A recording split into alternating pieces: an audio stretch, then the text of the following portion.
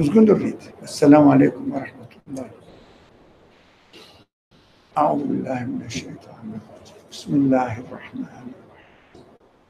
الحمد لله رب العالمين الرحمن الرحيم مالك يوم الدين إياك نعبد وإياك نستعين اهدنا الصراط المستقيم صراط الذين أنعمت عليهم غير المغضوب عليهم ولا الضالين آمين. بسم الله الرحمن الرحيم وصل اللهم على محمد وعلى آله وأصحابه وأتباعه وسلم والحمد لله رب العالمين. Who's ready to read? Maybe Aditya, tweak. Okay, Bismillah. This is to conclude, conclusion. Yes. The page 18 in our printing. But in the book, I don't know the reason. Okay, present the subject. So last week we were talking about What are we reading? Arguments for Messengership. Which book? The reasoning. We're on part 45. Yeah, reasoning. Okay, the reasoning by notes is Yes. the author is the notes. Yeah. So we've been discussing arguments for Messengership. We started with the necessity for the institution of Messengership, and then we've went to the necessity, or not necessity, also necessity, but also proving the messengership of Muhammad as a person. Yeah. That he is a messenger. Yeah. How do we know that that particular person is a messenger? That is our subject now, the last subject of the section. Yeah. So to conclude is the previous page. Yeah. Yes, so last week we were talking about specifically the essentials versus the outward function of an action, and the purpose and intention of doing a particular action, where the action may be the same in two instances, but using it for different purposes.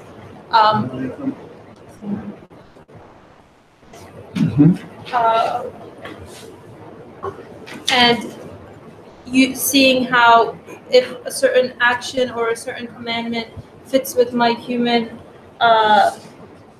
expectations and my abilities, and transforming a certain action into acknowledgement through this process. Acknowledgement of my source of creation, that my position as a created being, and that I must have a creator. Okay. Now we're in the part that's labeled conclusion. Mm-hmm. Okay, we're on page 18. We're going to be reading from the top. Doubt issues from three sources. If being unaware of the purposes of the owner of Sharia and not realizing that divine guidance considers the different capacities of humanity, you deviate into demagogy, which is a nest of misleading doubts and suppositions, your objections will arise from the following 3 points. Now, okay, what is important in this? What did you find important in this part? The first one. So, not only you, but everyone, but since you are the one who's reading and analyzing it, please go ahead. So the first thing that stuck out to me is the part of the sentence that goes, not realizing that divine guidance considers the different capacities of humanity.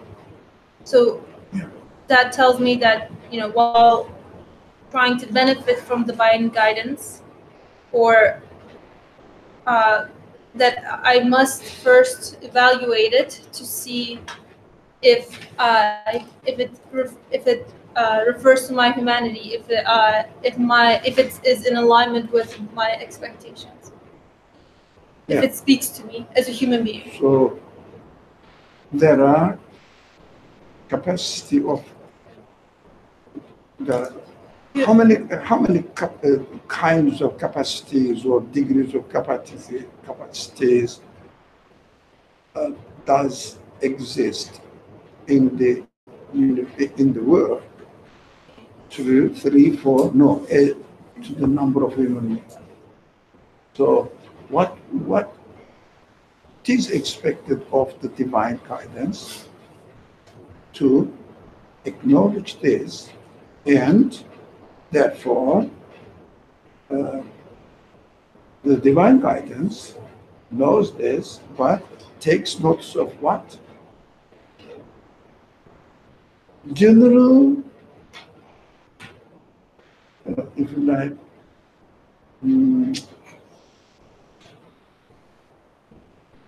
not the middle way, majority of the people's capacity. The majority of the people's capacity is such that majority of the people, they don't really grasp abstract notions. One thing. The other thing is they don't really are not experts on details in creation. Even in their time, in their century, the creation has been explored and developed in comparison with the previous centuries. They don't know it because it is not their specialty. So there are these are the realities that divine guidance takes notice of. No, I'm speaking to human beings in general, not only the human beings in general in one century, but also human beings in general in several centuries. So he takes the divine guidance is expected to speak in a way that everybody will benefit from it, although the majority of the society consists of uneducated people, untrained people in either understanding the abstract notions, so not either, in understanding the abstract notions and also grasping the new discoveries of the order in the creation in their own centuries. So for example, even I'm sure all of you are university students or graduates. If you have not studied, you study chemistry, let's say, physics, biology are usually, let's say medicine. Let's study that a little bit. Do you understand? Do you know that understand? Do you know the latest developments in the discipline of medicine? Although you are living in the same century. Not the latest discoveries are taking place in this century, and you live in this century. Are we expected to know the latest discoveries in every subject, physical subject, even philosophical subject? No, you can't. Although, as we always say, we may be able to specialize in one subject rather than the others, and this one subject can be any subject. We may specialize in according to the level of the understanding or discoveries of the century. The text will study this. Why, according to the capacity of the level of the century, the level of the discoveries of the century. It will explain it, and we will talk about it when the topic comes there. You can study anything, but you cannot study all. And very specific, one or two subjects. So, the divine guidance is originated by the Creator or given by the Creator of human beings, knows and must know this fact and speak accordingly. Because the speech, this verbal speech, it doesn't change, and it occurs only once. The sentence is once, said once. That's it. Now, the meaning the sentence includes must be ready to be opened up and include all capacities of the people. That is called eloquence of the language. Eloquence of the language. And also the language, which is the meaning is because of the source, by definition must be absolute, because it is coming from it is the speech of the absolute one. But as far as I hear the same words, same letters, same sentences. But the meaning must be of multiple layers, addressing to everybody and at every century, the people of every century. That is eloquence. What is expected from the speech of God? I mean, the speech of God is static. For example, it is called Musaf. It is a written book. Written book doesn't change every century by itself. For example, in the 20th century, I had the book of the written form of the verbal guidance of God, and 21st century I found it changed. Not like that, it's not a magical. But the verbal sentence and the words are static, but meaning must be dynamic. That is what expected of the divine speech, not human speech. Human speech cannot be dynamic because human beings don't know capacities of all human beings and also capacity of the people in the next century. They don't know. So you don't expect this quality from the quality of eloquence from human speech, but we have to expect this quality from divine speech. So whatever I am reading from the divine speech, I must know that by its nature, it's a divine speech. It must speak to everybody, but it must be easily accessible by the people who are not specialized in any subject. So that they should not be deprived of the divine guidance. Well, it is a really very big task, very enormous, large task, how do you say? A very huge task. But by definition, if the text says, I am divinely originated, I said, okay, I don't expect anybody to speak in this way, but I expect you, the divine guidance, speak with this capacity. That is called eloquence. Now, what is expected of the eloquence is going to be studied here, but we have to understand how are we going to deal with the divine guidance, which is presented to us through the prophets. Now, in our age, it is presented to us through a man who claimed to be the messenger of God appointed by him, by the Creator, right?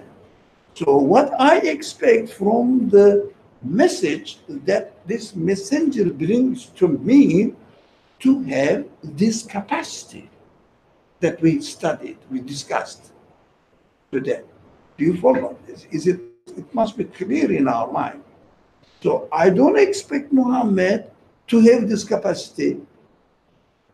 Yeah, it is a man who was born, who died, and is buried in the earth. That's it. Finished. As far as my life is concerned. Now, but I expect from the message that he claimed he has received from the divine source. Am I right to expect this?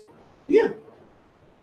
So when I read the text that he revealed to me, I have to see not the literal meaning of the text. Literal meaning is static. I have to look at it.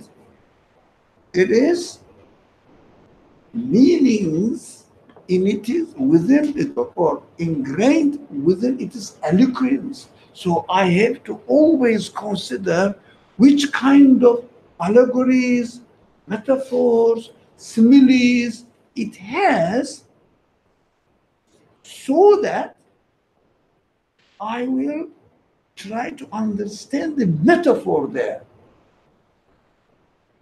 Because eloquence requires that if you are addressing to different people, different layers of people, levels of the people's capacity, you have to use such a language that it will include the meaning to satisfy the expectations of the audience of every level. Yeah? As far as the human consideration is concerned, the audience that you are presently addressing to. But how about the divine? Because let's say there are 1,000 people here, right? And if I am going to give a message, I am expected to take the capacity of the people there into consideration and accordingly speak to them. There are some people who are specialized in medicine, there are in others who are specialized in technology, physics, or not at all. Most of the people are not. So I have to speak in such a way that to satisfy my audience that time only. But from the divine speech, not only that time only, not only 1,000 people, all human beings at all times, starting from the beginning of the revelation up to the next revelation, let's say, at this. I would know someone we shouldn't say here because there's no next revelation after Muhammad. Meaningless matter. Well, if there is not, so that it must address to all people afterwards. As much as I am concerned, it must address to me now. Right. Okay, we'll come back. So it must address to me now because I am in the period of this message that is valid now or still in action. So I expect, next year, I don't know. My next generation, I don't know, it's not my concern, I'm responsible for myself. That's why there is no need. I keep saying this, but those people who follow the Quran are crazy. That it is the last, it is the last, it is the last. None of your business. Are you taking care of your responsibility now? Yeah? Are you taking benefiting from the Quran now for yourself? That is your duty. Not to make a statement about next century. You don't know. But the Quran says so. I don't know. But I'm responsible for it. I don't care for the next generation, whether next generation is going to benefit from the message or not. None of my business. But what I expect, this speech must satisfy me now after 14th century or almost 15th century. Must satisfy me now because there is no revelation which is renewed by God. So, if God is speaking, must satisfy me now after 14th century of it is beginning of the revelation. as far as my time limitations are concerned. Okay? Do you understand this difference? Do you understanding the meaninglessness of claim that the Quran is the final guidance? Meaningless. None of your business. Why do you emphasize on it? Take notice of the message of the Quran for yourself. Next century, none of your business. The Creator will take care of it. You are not going to guarantee for the next generation. You will die. You won't be here. Why are you talking about which is beyond your capacity? I am inclined to say a very bad word, stupid. It is just claim. None of your business. Quran says so. None of my business. Okay. It means for now I'm responsible to listen to the Quran and decipher it is eloquence, and I should understand how can I decipher the eloquence of the Quran. That's my responsibility. Because it is addressing me now. I shouldn't say that, oh, it was 14 centuries ago. It is not related to my life reality. No, by definition it must. Otherwise, I would reject it as a divine guidance. But for me, do you understand the importance of this topic? And also nonsense mess of the claim and emphasizing that it is the final, it is the final, it is the final. Surprising. The Jews said the Torah was the final. Christians said that Jesus was the final. Muslims emphasized on Muhammad was the final. But pointless. Now, I'm not saying right or wrong. Pointless. Pointless for Jews for their claim. Pointless for Christians for their claim. And when it comes to Jews and Christians, we say, yeah, of course. You say Muhammad came with a new message. Yeah, but it is equally pointless for you too, Muslims. You understand? Really? Thinking about it. Surprising. It satisfies me. Well, none of my listeners.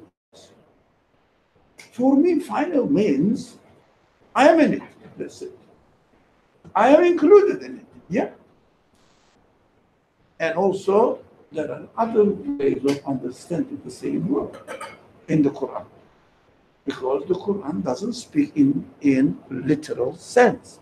Not only Quran doesn't speak in literal sense, but the literal meaning. All sources or scriptures claim to have an origin of divine guidance, divine speech. It is from God, whatever the text says. I am from divine source. Now, what is expected of this source? What is expected of this source? Must speak to everyone's capacity, must speak to my capacity. Yeah, within your capacity. Not literally, but to have a quality of eloquence so that if I am looking at it, I must benefit from it. Right? And I should have no contradiction. As far as my capacity knows me. Because I don't say, for example, this verse is stating about something which is beyond your capacity. You don't understand. Only the people who are specialized in medicine can benefit from it. This claim is nonsense. By definition, is nonsense. Why? If it is a divine guidance, if it is a guidance from my Creator, by my Creator, He must know my capacity and speak to me within my capacity. So I have to analyze the text within my capacity in order to be able to understand it. But we have to make a very clear distinction. The text is static, but in order to benefit from it, the text is expected to be dynamic in its content. You understand? So, if it is dynamic in its content, I must be included in it somewhere.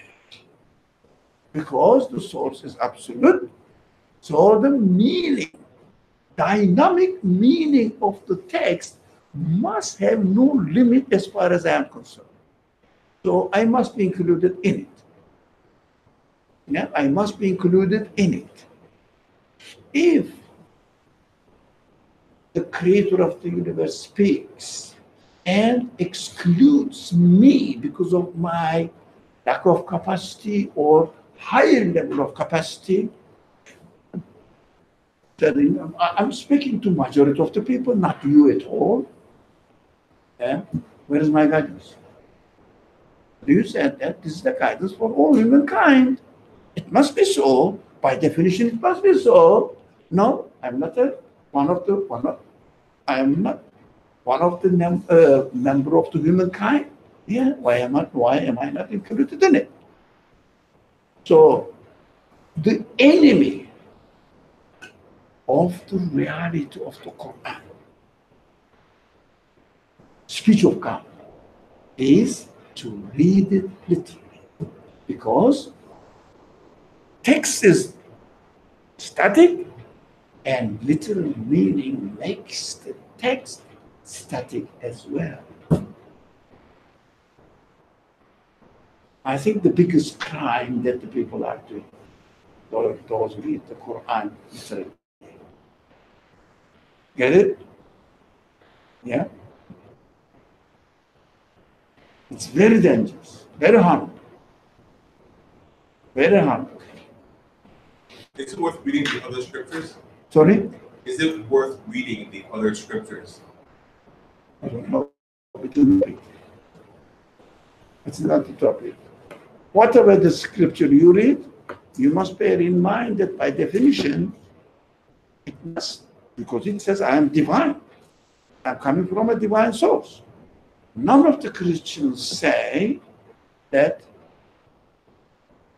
Jesus said, as a human being, not divine, and he is a final speaker, so you have to benefit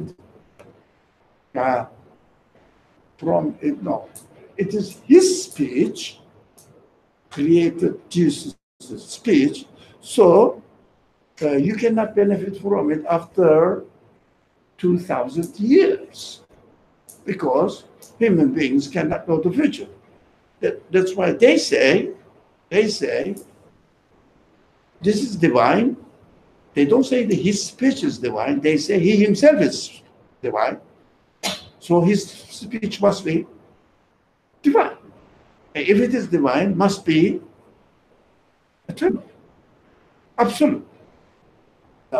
Jews also say, do they say the Torah is the work of Moses? Huh? Moses wrote it? Jews? No, none of the Jews say that. So they say Torah, the source of Torah, is a divine being.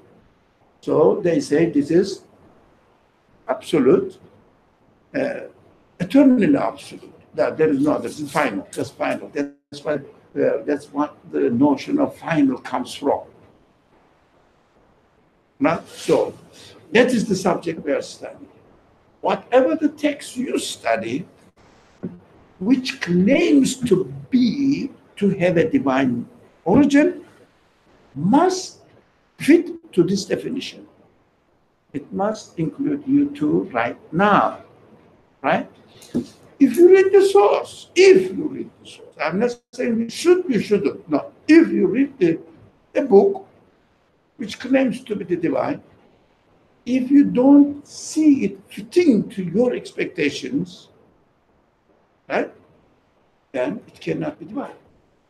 But my expectations, it means my capacity is limited. I don't understand it. No, it must give you guidance by definition. If it doesn't give you the guidance which makes sense for you, it means this source is not divine. Within your capacity, that is very important. It must give you or to present the guidance within your capacity now. You cannot say that, oh, because it is beyond my capacity, I don't understand from it, so I cannot benefit from it. What are you saying? This divine speech doesn't speak to me according to my capacity. How can it be divine? Do you understand the logic? So, yes, you learn with the help of others, but after you learn, still it must make sense to you within your own capacity. You understand? Within your own capacity, don't forget it. Don't say that my capacity is very low. I don't even know how to read and write. I haven't got any education. So Quran, I understand nothing from the Quran speech. Wrong. You must benefit from it within your own capacity, right? Within your own capacity. Don't expect that you will understand at the level of somebody which has, by definition, larger capacity. No, he will benefit from the Quran within his own, according to you, larger capacity. Now, we don't know whose capacity is larger or lower or smaller, but by definition, we are talking. But everybody must benefit from it. That's why we cannot read the text which claims to be divine literally, because letters are static. Literal meanings are static, bound to be static. But the divine speech, the meaning, the content of the divine speech is dynamic, must be dynamic. Otherwise, it cannot be divine. It is not a human speech. We don't say that, look, Muhammad brought this Quran to us. Of course, we should read it within the capacity of the 7th century Arabia, because it is addressing to the 7th century Arabia, which means the Quran is the word of Muhammad. Nothing to do with divine. So that he cannot say, if he said it is divine, it means it is a lie, obvious lie.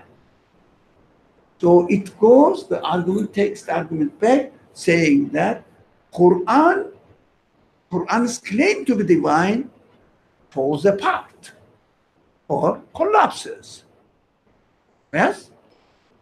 But if you say, no, it may be true, then you have to read the text as addressing to everyone at every century that it encompasses, whatever it is.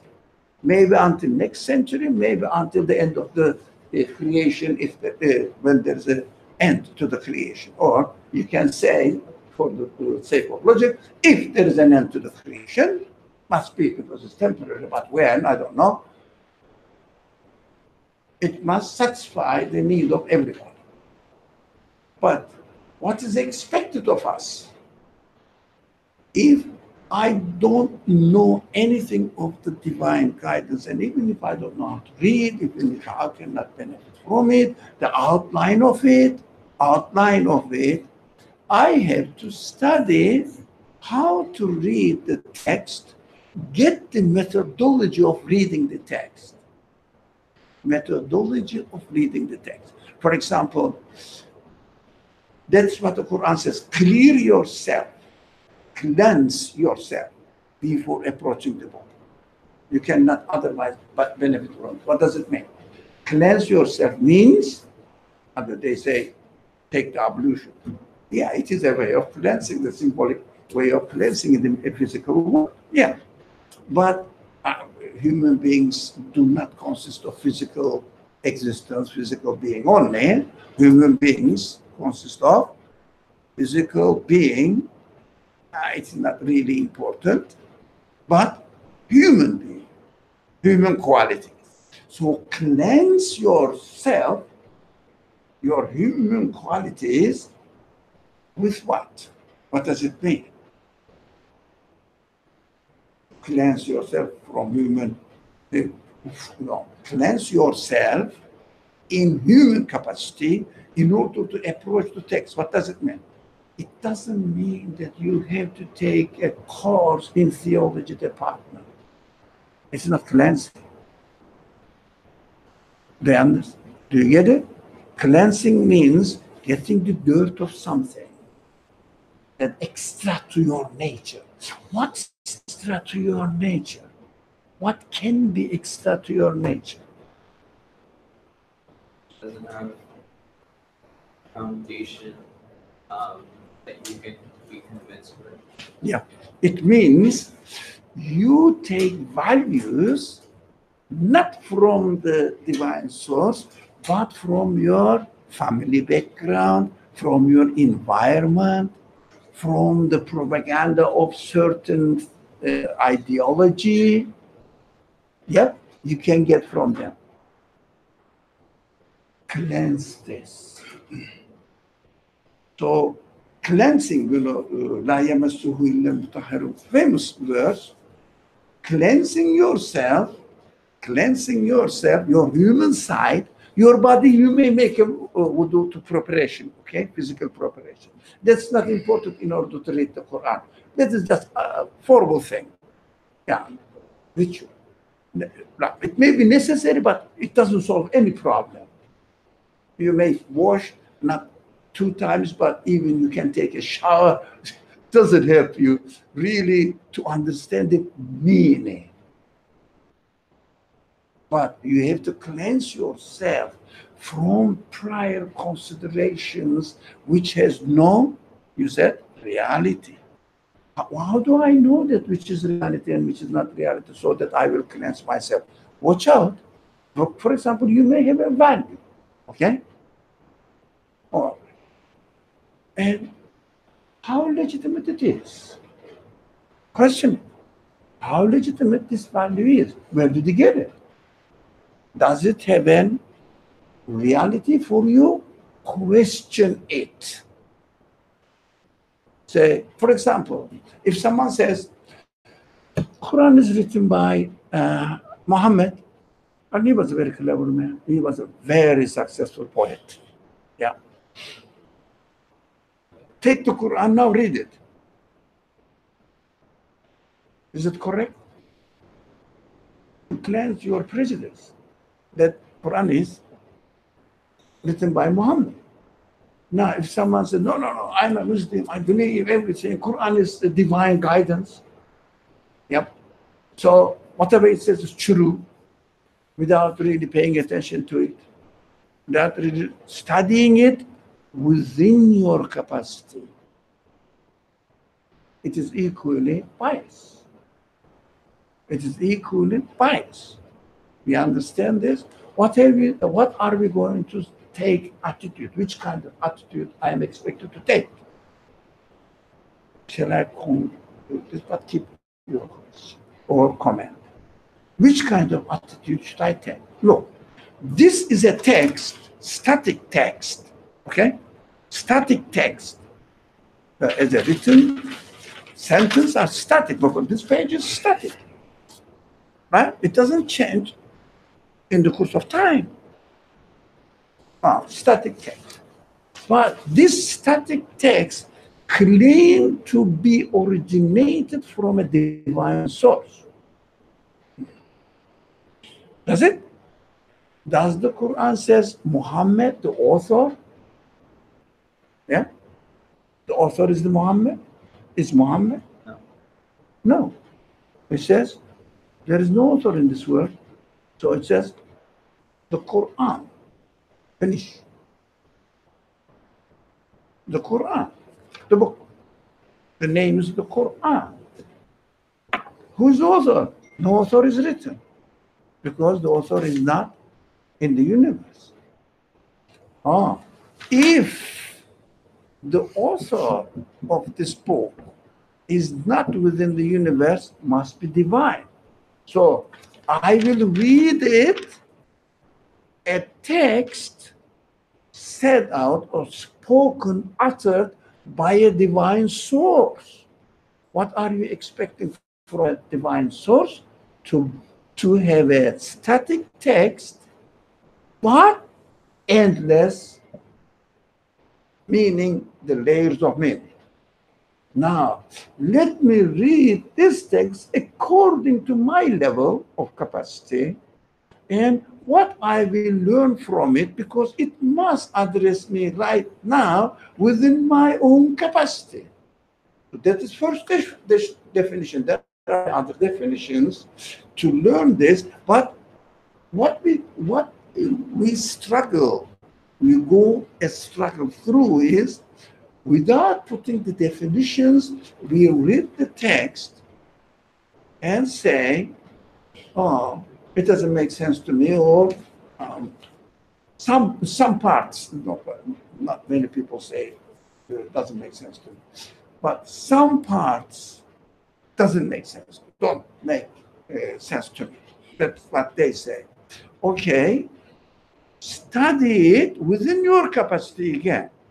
Be careful, look at the text, and if you don't understand the text, what are you have to do? You have to take a teacher. Let's say, I don't understand, it doesn't make sense to me. That teacher is expected to help you to cleanse yourself from your prejudices and help you understand the layers of meaning which is, how to say, adjust or corresponds to your level. We understand the difference. Corresponds to your level. It doesn't expect you to be a theologian. No, corresponds to your level. That is the teacher.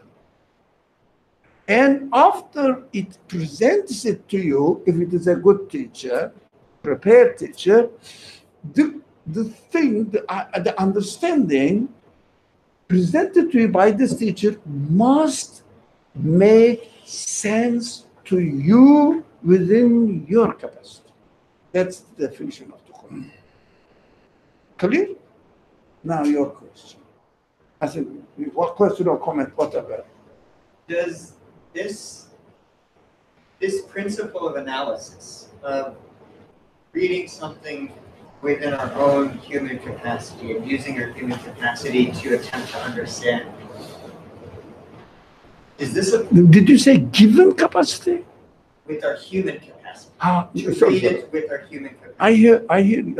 I understand now. Human capacity, yeah. Does Within that your human principle- capacity, not within your human capacity, are you very sensitive about your human potentiality and human capacity?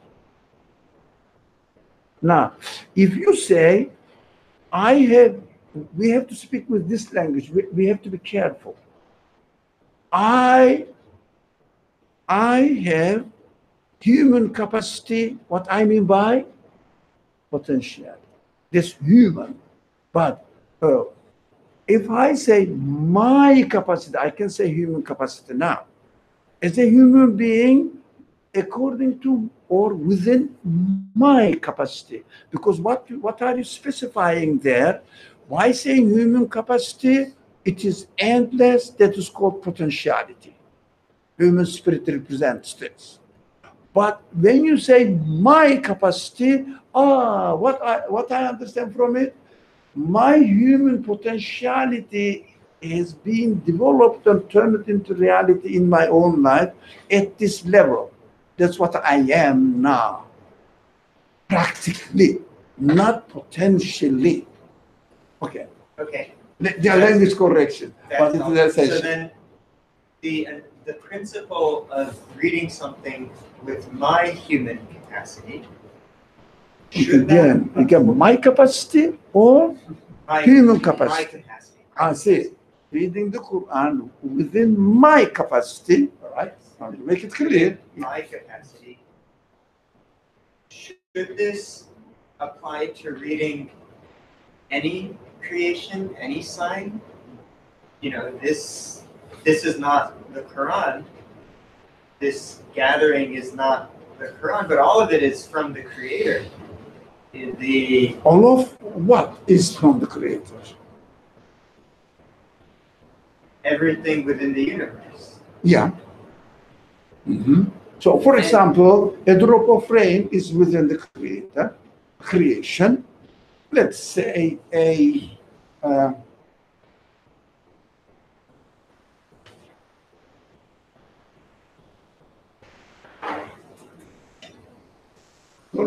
on, sit here.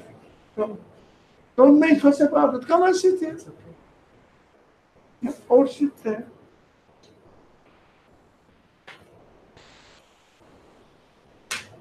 But it is a bird. It is a stone and everything. Yeah, okay. You read it within your capacity. Yeah. You benefit the meaning from it within your capacity. So then, if the goal is to read or try to understand everything from my capacity, within my capacity, what makes one sign or signal more significant than another? So I think this is kind of what Tolu was asking. Okay. If I the Quran, yes, right? Like proclaimed to be the word of the Creator, but as is the bird or the stone, right? For my understanding is also from the Creator. Not my understanding. No, that's different. It is there's lots of confusions in language. It's not easy to talk. So. I think you understand my question. The potentiality must be distinguished from capacity. Potentiality is divine. Capacity is created after you use your free will, right?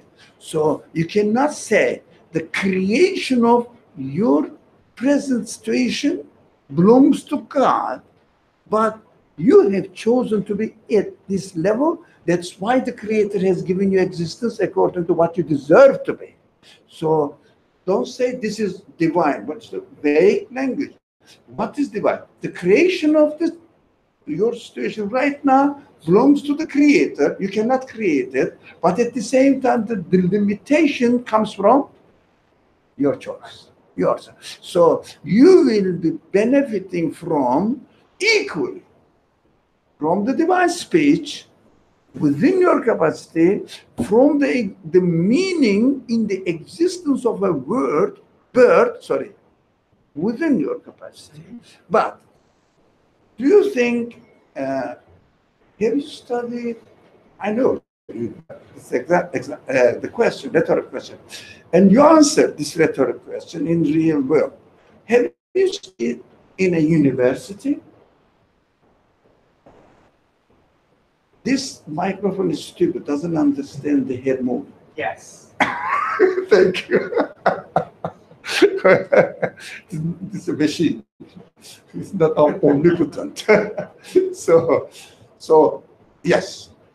Why did you carry on studying, or why did you get engaged with the education system?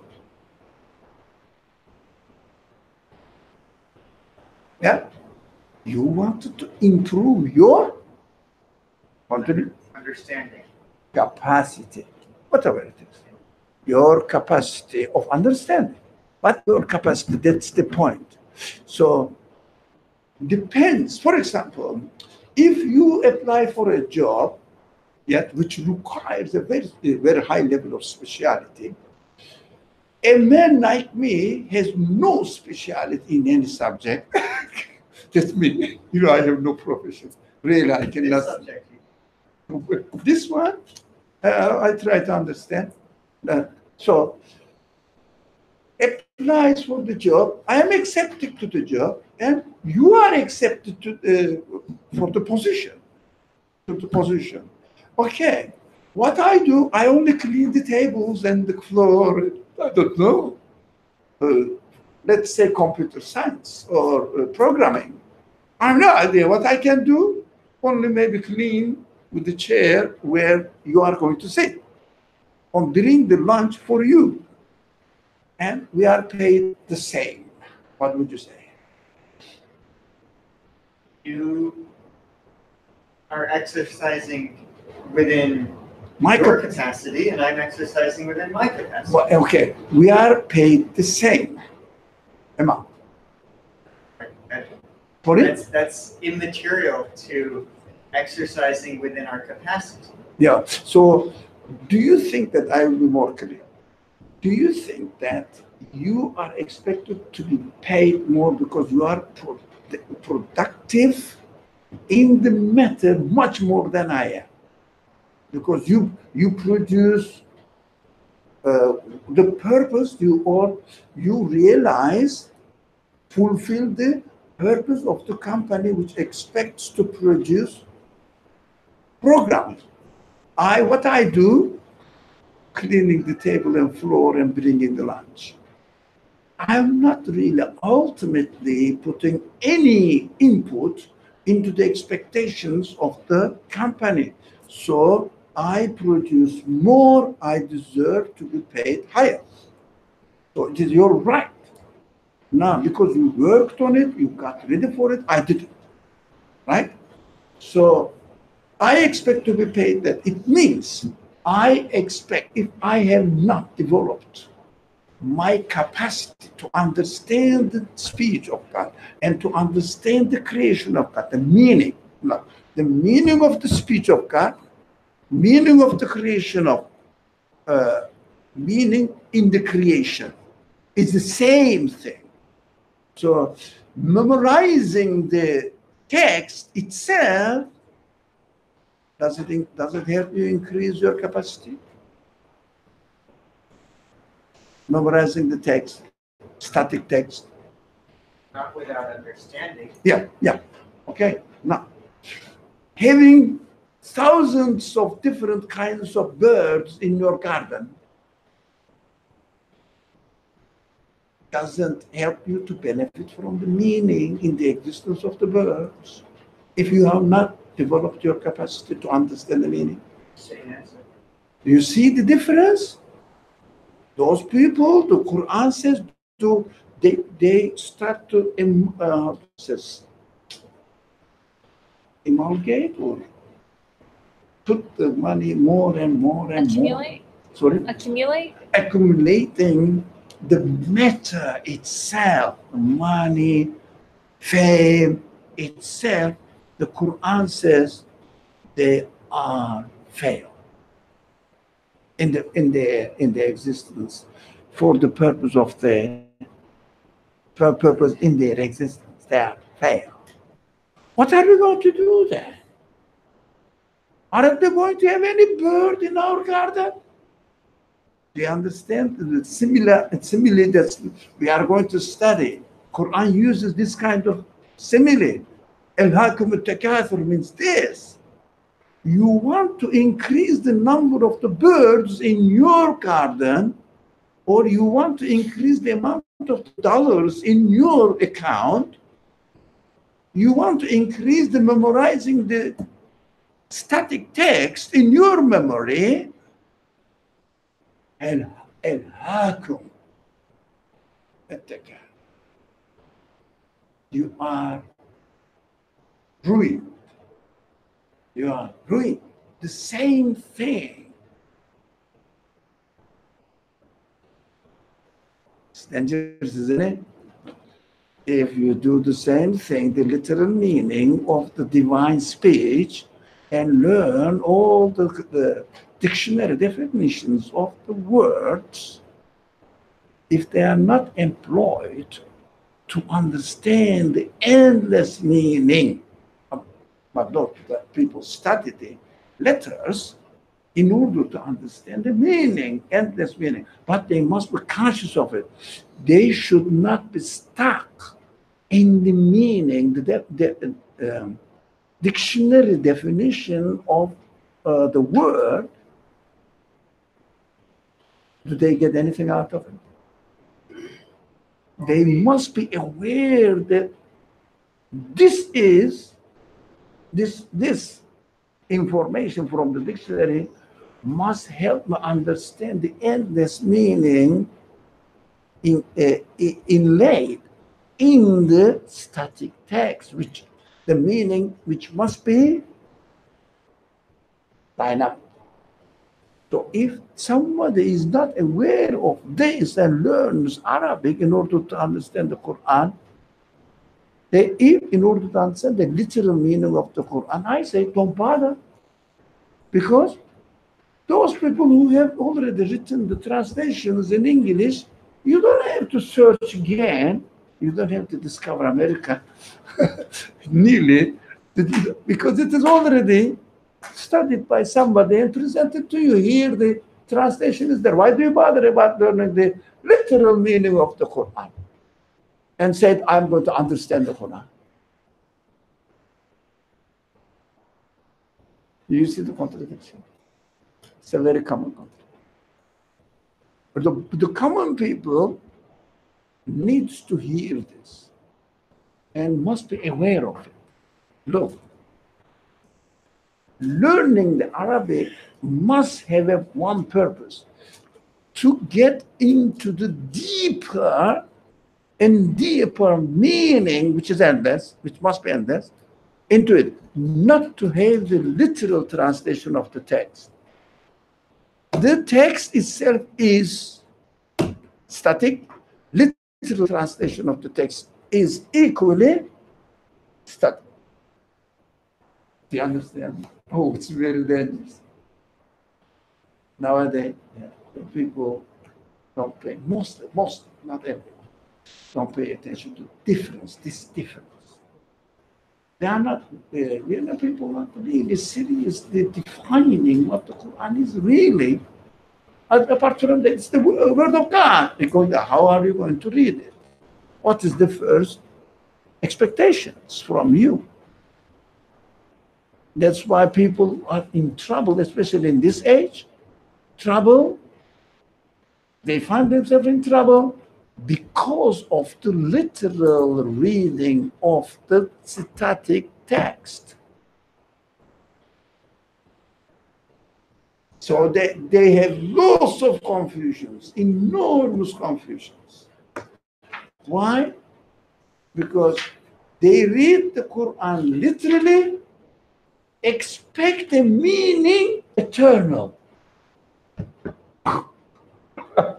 Look at the obvious conclusion. So absolute meaning, expect the absolute meaning from the literal reading of the static text. Anything static cannot be absolute. If the universe was static, cannot be created by a divine absolute being. That's why universe is continuously dynamic. So the speech of the Creator must also be continuously dynamic, by definition. Read it accordingly. Within this dynamic meaning, find the niche for them to fit in. I understood from this. If you want to understand more, then you have to study from high school to college, from college to graduate studies. If you want to increase your capacity. Do you understand the enormous, priceless importance of making the difference between potential and interest? If you don't make this difference, you cannot solve any of your problems. You cannot solve any of your religious or non-religious methods. Got it? Yeah. Those of you don't pay attention.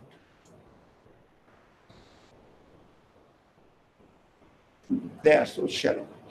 So to summarize, Yeah. what matters more is our approach and our goal with our study, more so than the content itself. Whether it's the Quran or the bird or the stone,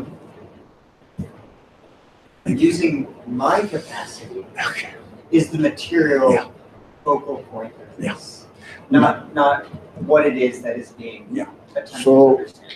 In every mushaf on the cover, what is written? Mushaf, I'm saying not the Quran, mushaf, which includes the static text. What is written?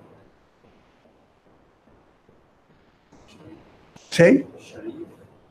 No, in the Quran. There is a verse always quoted on the cover of the Quran, maybe on the back of the cover of the Quran. Sorry? That is the title. There's a verse.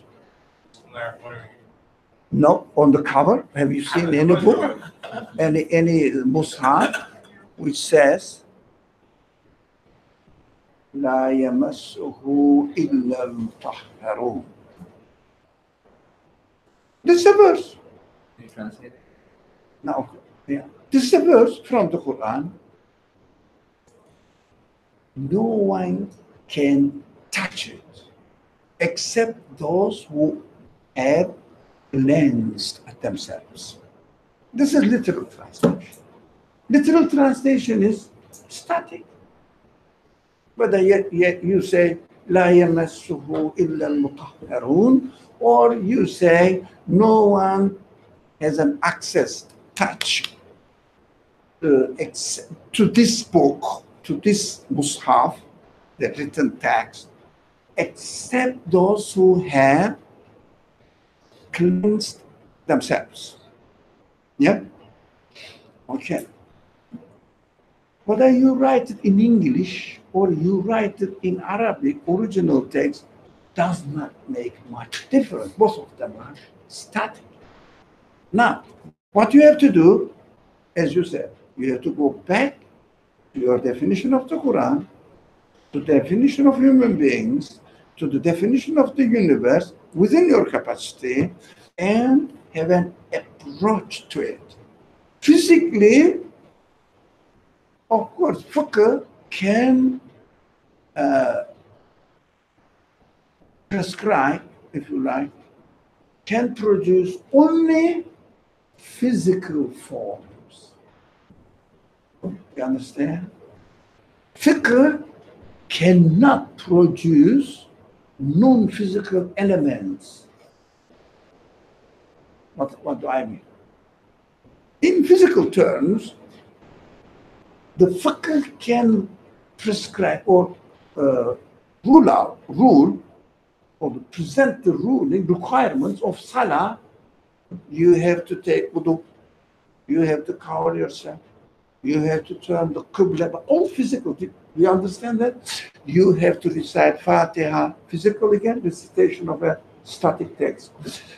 And you have to recite another piece from the Quran. Yeah? And then you have to bow, you have to prostrate. What are they all? Physical actions. Can the fiqh say that you have to have this amount of consciousness? Is there any measurement for it? Physical measurement? No. Fiqh cannot issue any rule on it. We have to know it. We have to know it. Fiqh rules are static. Right? Because fiqh can come out of only static reading of the static text. We should be aware of many things. Many things. These are all hidden from our inherited for religious heritage. Now, you can understand that, yes, this verse says, make wudu, fıkıh describes it, yes, in order to touch the written text. But this is static. Right?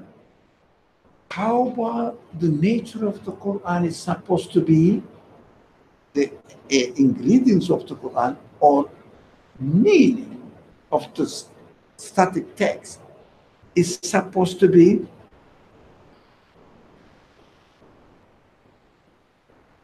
dynamic.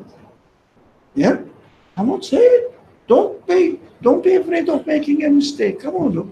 We can talk. So dynamic and Absolutely. eternal. Absolutely. Now, we have to say, how about the dynamic and eternal of the meaning of this verse written on the cover of the Mus'haf? Yep. Physical side is described, laid out in fiqh. It's static. You can make wudu finished. Finished. You don't have to have a dynamic speech. You don't have to have a divine speech, divine capacity to make this speech. Yeah. For example, listen to some people when say, before you touch the book, the Quran or the Mus'haf, you have to have wudu. That's it. You don't have to be a divine person to say that. But by definition, if this verse is divinely originated, it must have continue. Sorry? Application. Yeah. Endless layers of meanings in it. Right? So what you have to do now, okay, I'm not expected to touch this text without wudu. Okay, all right, I took my wudu. Okay, now I'm ready to read. No. You can touch the Mus'haf cover, which includes in it the static text. Touch it because you have wudu according to fiqh. But do you touch the eternal meaning in it and find a place, a room for you to benefit from it because you have wudu? You see how ridiculous it is? It is the very dangerous reduction to understand the verses in literal sense. Habibi, Yeah. I am sure you never heard this. Now some people say, it will purify your heart. They are good. They are good. But mainly in fiqh terms. So what we have to do now, fiqh relates to my physical body. Body, it means bones and flesh, my skin. Yeah. So I am not body. I'm a human being. So I have to look for a source which addresses to my human side. Okay, you can benefit from it as far as your physical body is concerned, but it doesn't help. But you have to have it, but it doesn't help. For example, you join a class, yeah, it says, I take notice of your attendance. Okay, I come to class, I am attending the class, but sleeping. What do you learn from it? What benefit you get from it? So taking the wudu to be in the class is necessary, but for a purpose. For a purpose, to prepare yourself. I liken taking the wudu, physical terms, to having an interview. Now, you are going to an interview today at 10 o'clock. and it is the position is offered is very important for what you do in the morning. When you wake up, you adjust the time. Yeah, where is it going to be in Manhattan? Oh, you cannot trust the traffic, so it takes half an hour. The GPS say half an hour. No, I must leave the house 1 hour. What preparation? Yes, and oh, I hear some strange noises originated from Satan to distract our attention. So, what else do you do? Ah, I have to dress up. I have to comb my hair. Physical preparation. Okay. Is it necessary? Yes, it is. Physical preparation is necessary. You have to be present and keep your interview time. Keep your time. Yeah?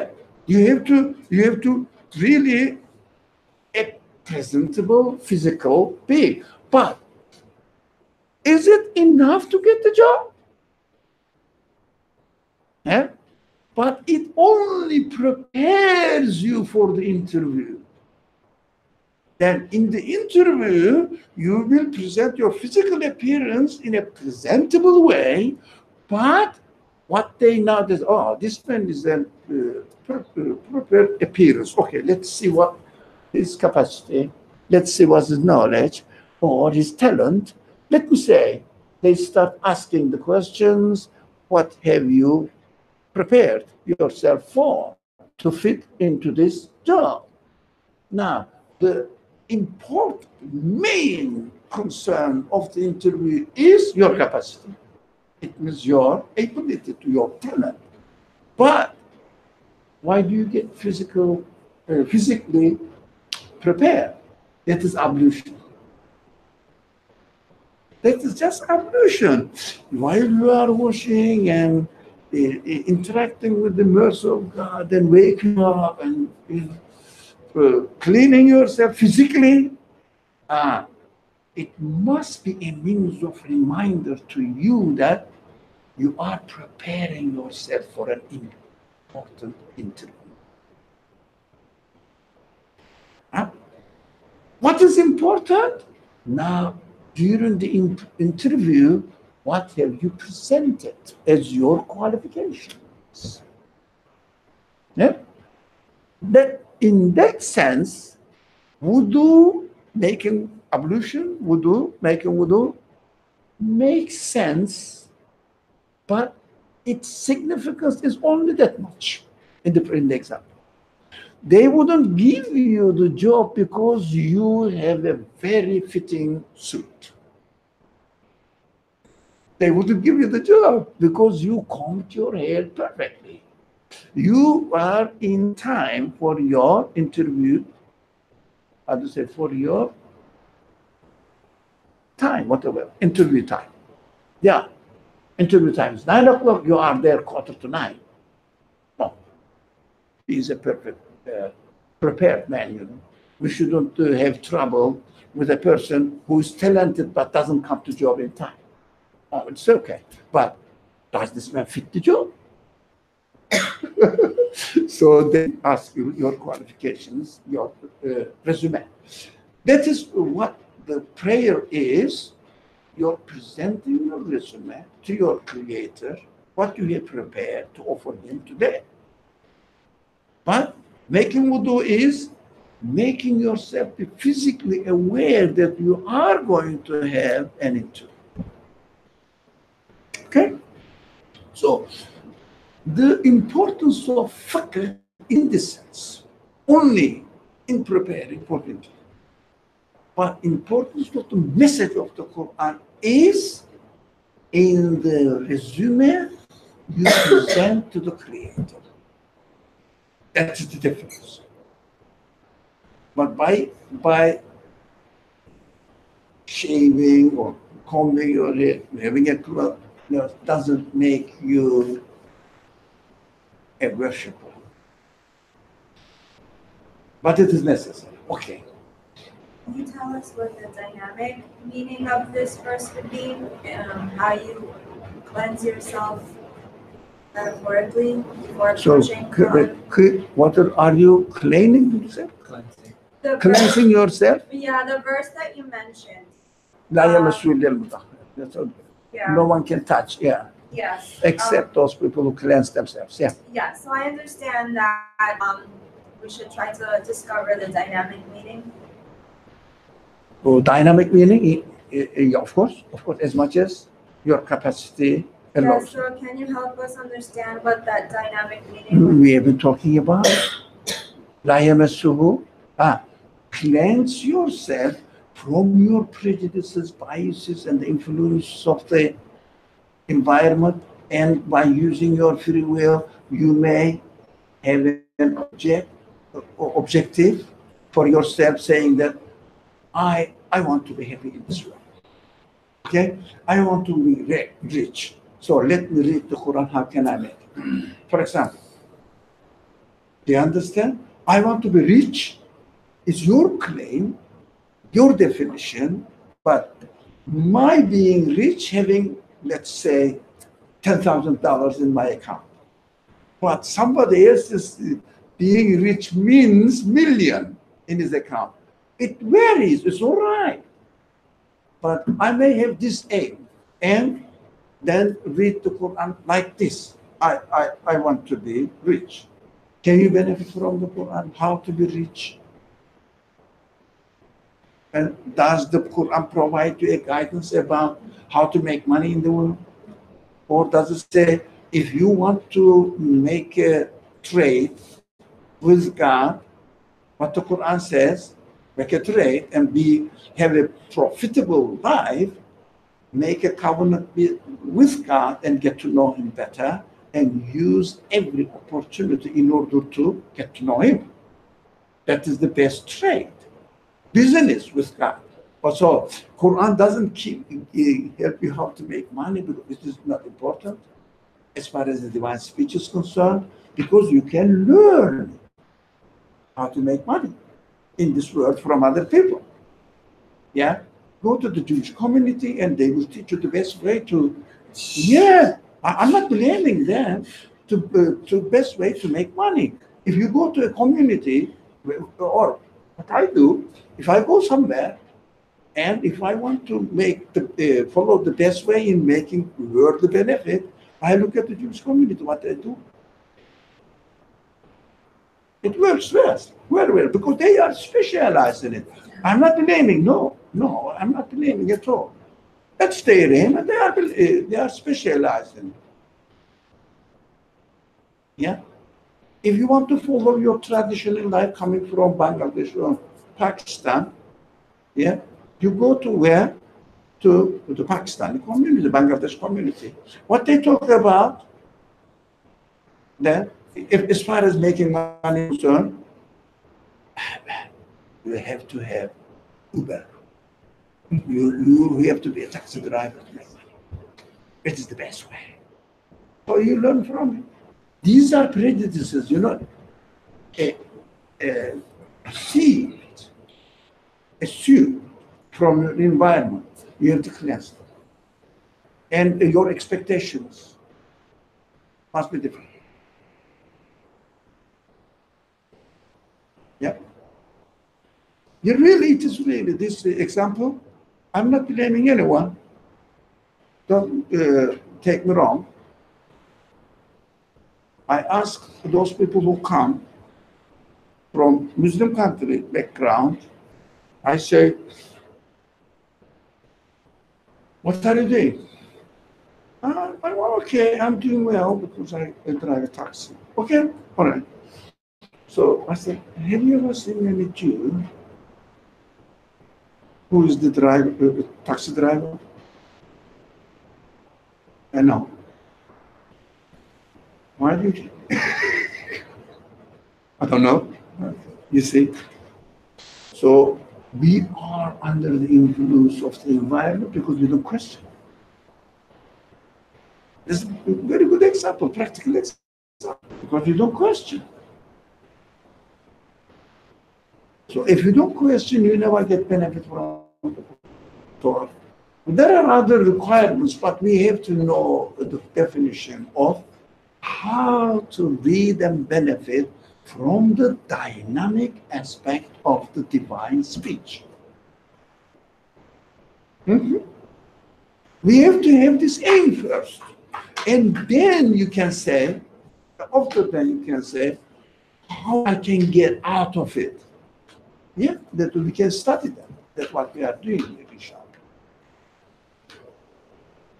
Was the long introduction to the subject because just we studied what? First paragraph and the sentence you said, divine guidance considers the different capacities of humanity. That's what we studied until now. That like 25 past. You have 5 minutes. Let's start with the first.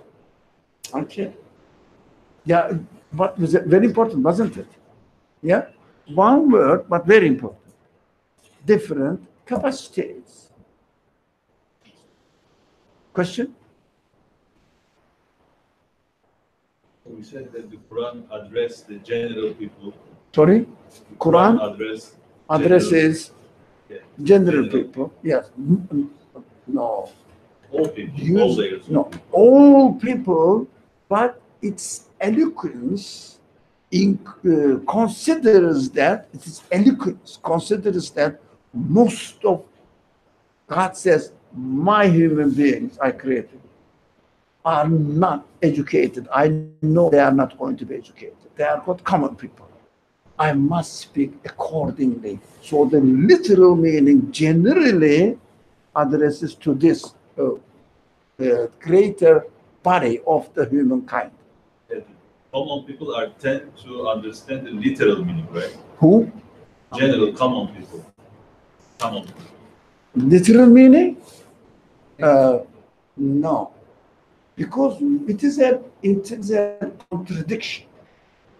Look, understand one word, literal meaning is another.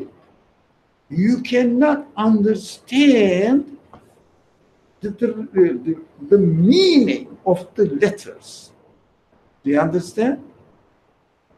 You cannot understand. In order to understand, you have to go into meaning, not the literal side of it.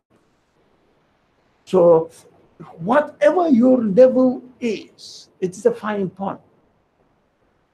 Whatever your level of capacity is, you have to aim at what? Blank of the Quran or of the speech. You have to aim at understanding the text. Say it. You said, who said? I said meaning. Sorry? Meaning of the text. Right? So reading the text is static, literal translation of the text is static. It is no meaning useful for you. So understanding requires to be aimed at meaning. Got it?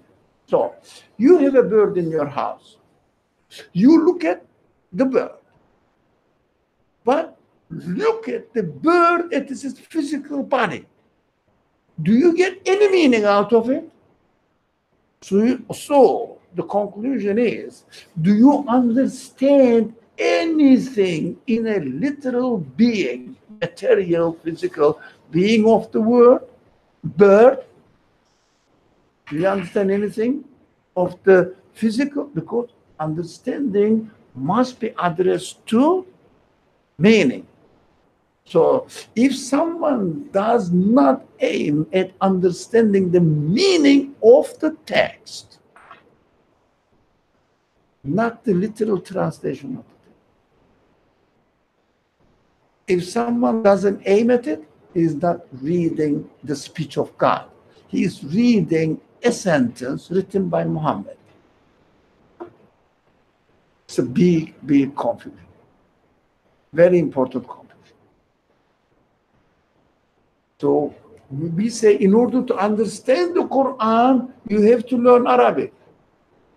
Do you see the contradiction? In order to read the text of the Quran and translate it into your language, both are equally static, you have to learn Arabic. And there's no need for it because any translation is available for you. If it wasn't, yes. How many kinds of translation exist in English of the Quran? Yeah, 50. It makes money. That's why the printing houses are very keen on having a neat translation of the Quran because it really sells a lot and people are after the literal translation. They know that. So what they do, they print it. Or also, for example, I don't know in other country, but I know in Turkey the most widely, the highest selling rate in Turkey belongs to Quran. It is, for example, a very famous book can sell, let's say, 500,000. Right? Well, Quran, millions. Whoever prints a new type, it's sold. Not the Quran, Musaf. It's sold. And they can a lot of make money out of it. So the printing companies or publishers are after a new type of writing and publishing and making money when they are in trouble, financial in trouble. Selling the Quran, Musaf and making money. So we have to be careful in our definition. So there's no meaning in literal then. So by definition, but everybody can get some meaning if they aim at it. For example, if you have a bird in your house, if you say, this is beautiful, I like it, what does beautiful mean? Why do I like it? That's a way of going into the meaning. So somebody may have this one or this one, okay, this much, okay. But by definition, if you have the bird for its physical appearance and the beauty, then you benefit nothing as far as your understanding is concerned. So understanding is directed to meaning, not the physical body of the text. So that is, the confusion is, we have to define the Quran and then adjust our attention or our choice accordingly. Okay, we should start from the first doubt. What is the first doubt? Next week. I think we shouldn't rush. Okay. I feel, what? I feel that today we pointed out I'm very happy that I've been in this class. We pointed out very important subjects, and these are the subjects not very common. So it was worth for me, and I'm very thankful to Allah. بسم الله الرحمن الرحيم سبحانك لا علم لنا إلا ما علمتنا إنك أنت العليم الحكيم وآخر دعوانا